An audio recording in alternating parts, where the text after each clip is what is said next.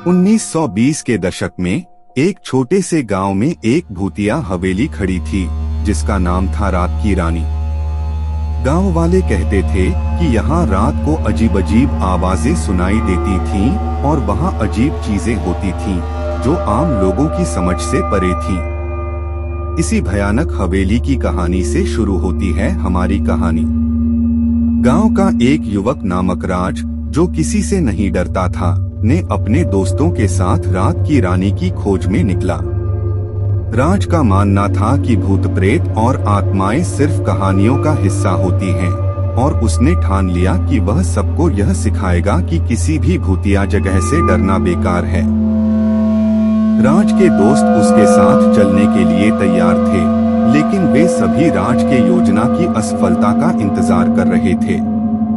गांव वाले रात को भूतिया हवेली की ओर उनकी नजरें बचकर चल रहे थे, क्योंकि किसी के पास भी यह हो सकता था कि उन्हें वहां से वापस लौटना पड़े। रात के अंधेरे में राज और उसके दोस्त ने रात की रानी की ओर बढ़ते हुए एक विशाल पुराने द्वार से हवेली में प्रवेश किया।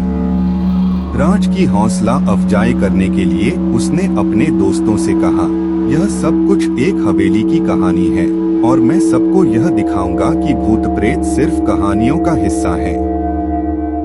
हवेली के अंदर राज और उसके दोस्तों ने अंधेरे को छोड़कर उजाला करने के लिए अपनी लाइटें चालू की। धीरे धीरे वे हवेली की गहराइयों में बढ़ते गए और वहां की अजीब अजीब चीजों को देखकर उनकी रूहें कांप उठीं। एक कमरे में वे एक विशाल पुराने आईने के सामने खड़े हो गए। राज ने कहा, देखो, यहाँ कुछ नहीं है, सब सिर्फ हवेली की अजीब डिजाइन है। उसके शब्दों के साथ ही वे आईने में अपनी छवियां देखने के लिए झुक गए। लेकिन जैसे ही उन्होंने आईने की छवियों को देखा, एक अजीब सी ऊंची आवाज सुनाई दी, तुम्हारी आंखें झुकी रह गई हैं, लेकिन तुम्हारी आत्मा नहीं झुकी। राज और उसके दोस्तों ने बिना देखे ही वहां से बाहर देखने का निर्णय लिया। वे हवेली से बाहर निकलते ही वे देखते हैं कि हवेली के सारे दरवाजे बंद हो गए हैं और वह एक अजीब सी चीख आवाज सुनाई देती है, तुम्हारी आत्मा अब हमारे साथ है।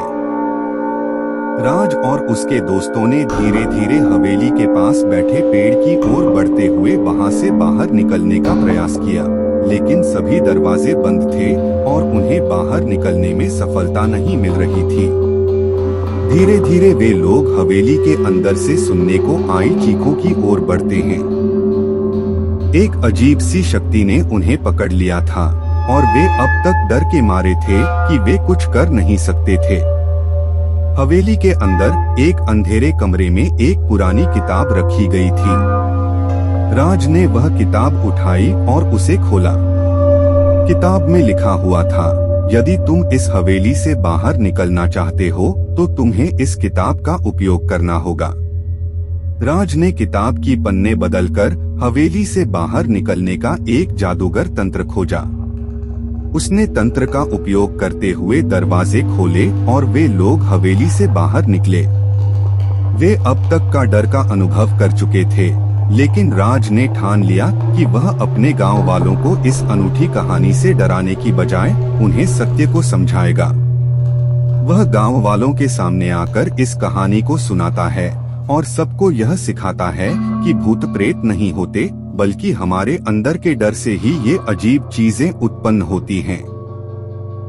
राज की बहादुरी ने सभी को यह सिखाया कि हमें समझना चाहिए कि किसी भी अजीब चीज के पीछे का सच क्या है और हमें हमारे डरों का सामना करना चाहिए, न कि उनसे भागना चाहिए।